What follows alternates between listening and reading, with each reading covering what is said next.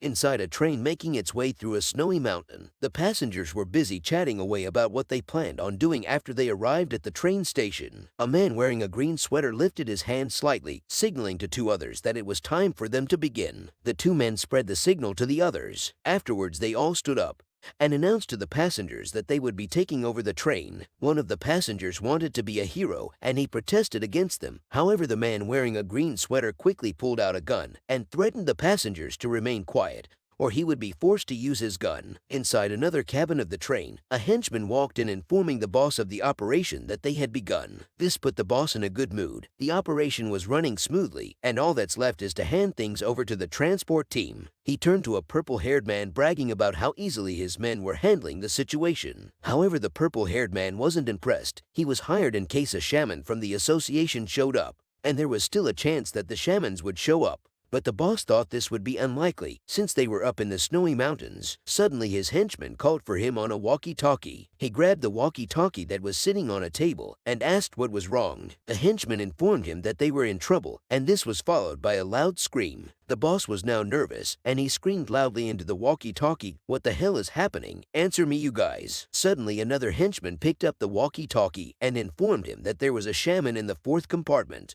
The boss was in a state of panic.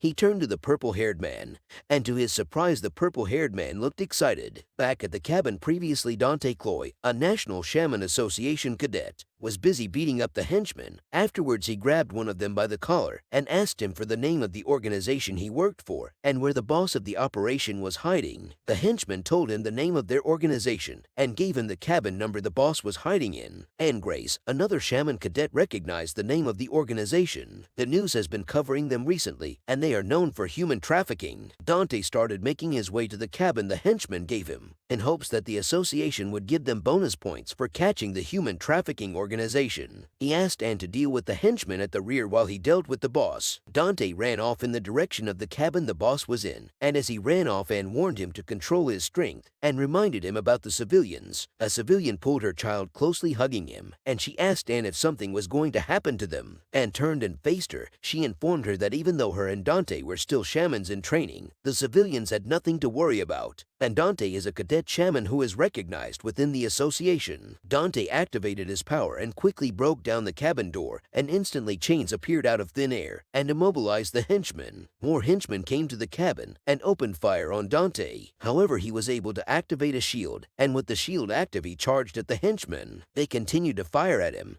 but the bullets weren't able to pierce his shield. He successfully made his way through the storm of bullets, knocking the henchmen out. Afterwards, he quickly made his way to the other cabin. However, there were more henchmen waiting for him. The henchmen seemed nervous about having to face Dante when they just watched him easily make his way through the others. The purple-haired man from earlier ordered the henchmen to step back since they would never be able to take him down. Instantly, Dante could tell that the purple-haired man was different.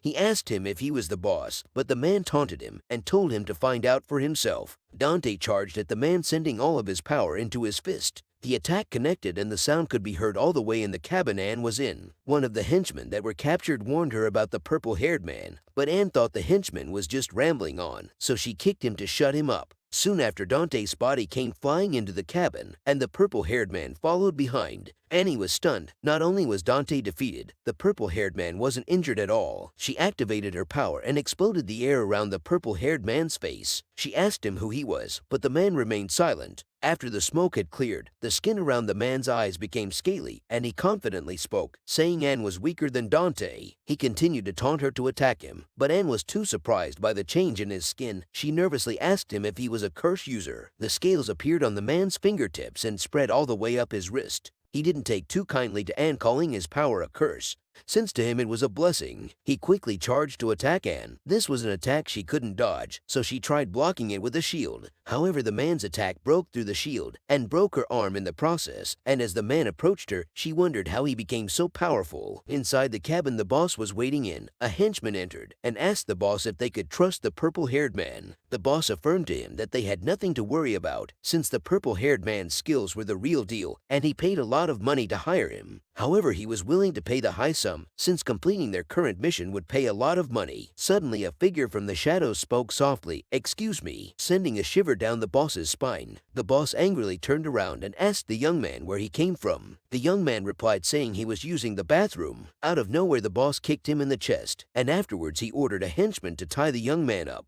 However, the boss reconsidered selling the young man since he was bleeding from just a kick. Back in the other cabin, the purple-haired man had beaten Anne so badly that she was on the brink of death. He picked her up by the arm, showing the passengers. He wanted to kill her but couldn't, since they were going to be sold. A child suddenly started crying, and the man turned his frustration to the child. The child's mother held him close and begged the man to spare her child. The man smiled menacingly. He told her that he was joking around and wouldn't kill a child, but he really hates loud things, so if she couldn't stop the child from crying in 3 seconds, then he would rip the baby's mouth off. He started counting down from 3, and the woman was trying her best to stop the baby from crying. The 3 seconds were up and he reached his arms forwards to grab the child from his mother. The mother resisted, and suddenly out of nowhere the young man that scared the boss appeared behind the man and attacked him. However, he also sustained damage somehow, and he started bleeding from his mouth and nose. Then in a flashback we see that after the boss hit Pawn, the protagonist of the manhwa, the henchman tried to grab him, but Pawn quickly dealt with him. Then he turned his attention to the boss and ordered him to give him the details of their operation. In the present, Pawn wiped the blood from his mouth and nose. Then he turned his attention to the henchmen who had gathered. They pulled out their guns,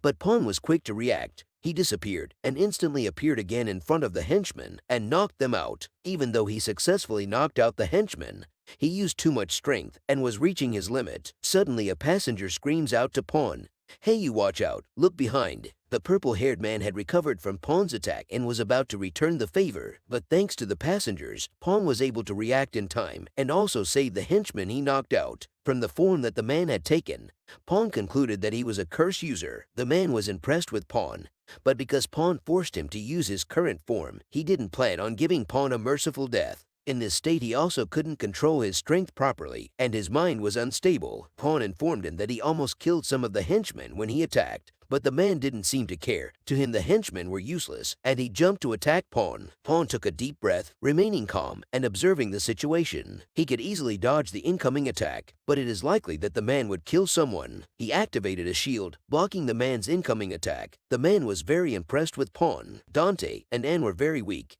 and they left him bored. Pawn continued to use his power to keep the shield active, and he turned to the passengers and asked them to carry everyone to a safer place, even the criminals. The passengers were hesitant, but Pawn assured them that they had nothing to worry about since the criminals wouldn't be waking up anytime soon. The passengers went around the cabin picking up and carrying the knocked-out criminals, and the purple-haired man was now attacking Pawn's shield like a wild beast. However, Pawn continued to hold on until all the passengers and criminals were in a safe place. He deactivated the shield, and the symbols that were on his hands were now covering his entire arm. The man was shocked. He had never seen a shaman whose soul symbol covered their entire arm, and suddenly he was blown back. He started feeling intimidated by Pawn's strength. He activated his full power and shouted, "I went through a lot of things to obtain this power. I won't let it all go to waste by a shaman," and he jumped to attack Pawn. Pawn lifted his arm, and suddenly a violent shockwave was sent throughout the train, and the cursed user was defeated. Pawn sustained damage too, and he passed out. A while later, the train stopped at a train station and was swarmed with shamans. The civilians observed the situation and started gossiping about what had happened.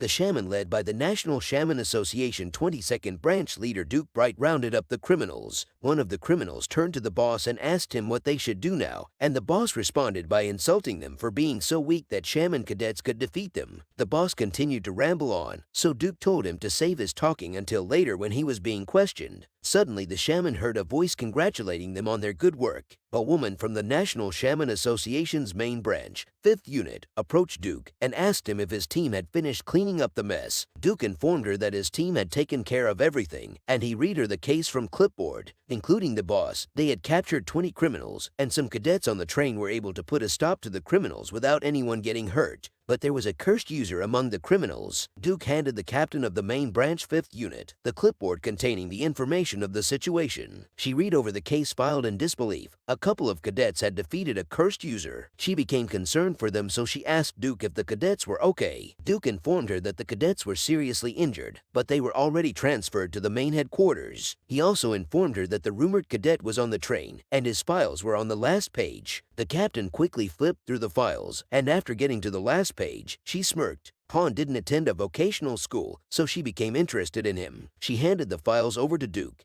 and asked him if the cursed user had said anything. Duke informed her that the cursed user remained silent, but he was detained in a specialized vehicle. The captain started making her way to the specialized vehicle, and Duke warned her to be careful. She thanked him for his concern and continued making her way to the specialized vehicle. She opened the specialized vehicle door, and she asked the man if he was still alive. He glared at her angrily and asked what she wanted. She gave him a condescending smile and told him that he shouldn't be acting like a tough guy when he got beaten by cadets. The man got angry, but before he could get a word off, she cuts him off and asked him where he obtained his cursed powers. The man burst out laughing.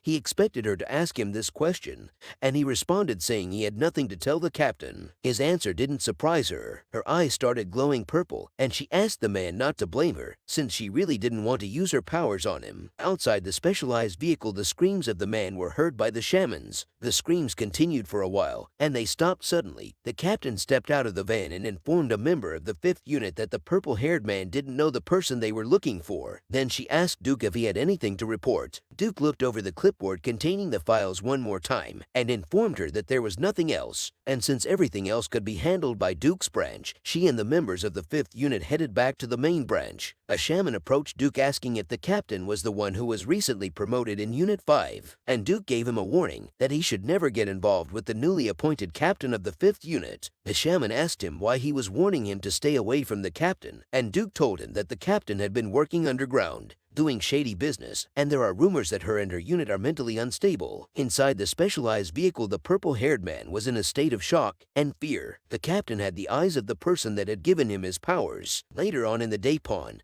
opened his eyes in a hospital. He looked around the room wondering where he was. He heard some chatting coming from close by, so he made his way to the window, and he learned that he made it to the National Shaman Association. Then we learned that spirits are mystical beings that once coexisted with humans during ancient times, but due to a large-scale catastrophe, the spirits were completely annihilated. After their extinction, their essence dispersed all throughout the world, and then one day children with strange powers began to emerge. It didn't take long for humanity to learn and harness this power, and soon humanity were able to usher in a brand new era. In the present time, Dante angrily asked a shaman cadet who had been bad-mouthing him to repeat what he just said. The shaman cadet confidently repeated, "You got your ass kicked due to your incompetence." I guess the rumors about Dante being strong were just that, rumors. Dante threatened to kill the shaman cadet, and he activated his sorcery. However, he didn't feel threatened seeing the state that Dante was in, and he also activated his sorcery. This power that children awakened after spirits went extinct had many names, but humanity agreed on calling it sorcery, and the ones who were able to wield this power were called shamans. Pawn stood by the window anticipating a fight to break out. Suddenly he heard a voice behind him that sent a shiver down his spine. The voice continued, "Why are you already up?"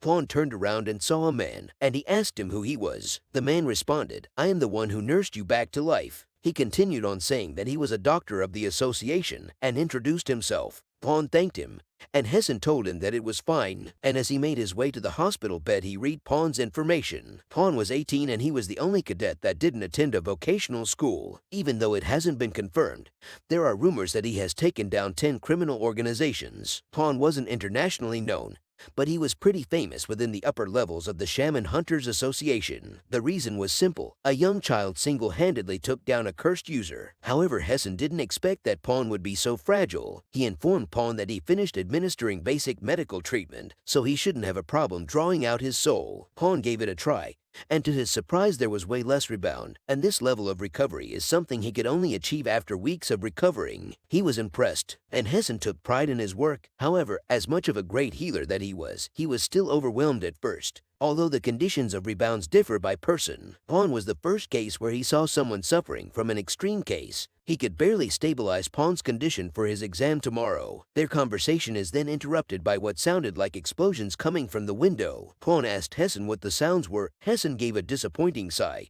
and said it looks like they're at it again. Outside the hospital room, Dante and the shaman cadet were going head to head. Dante jumped in the air and attacked the cadet, but his attack was blocked. Someone in the crowd looked around questioning if he should try and stop them. However, someone advised him otherwise. Dante was someone who made a name for himself even though he was from the slums, and the one he was fighting, Roy Ashford, is a super rookie that recently appeared. Suddenly, another cadet jumped between Dante and Roy, grabbing their hands and threw them. Then he told them to act like cadets of the Shaman Association, and if they continued to fight then he would use force. However, this just pissed off Dante and Roy. Pawn and Hessen were enjoying the fight from the hospital window. Pawn turned to Hessen. He asked him if Dante and Roy would get in trouble. Hessen told him not to worry since this isn't the first time cadets got into a fight. Suddenly, the three cadets who were fighting were trapped by chains, and someone approached ordering them to settle down. Thanks for watching, and if you enjoyed the video then hit the like button.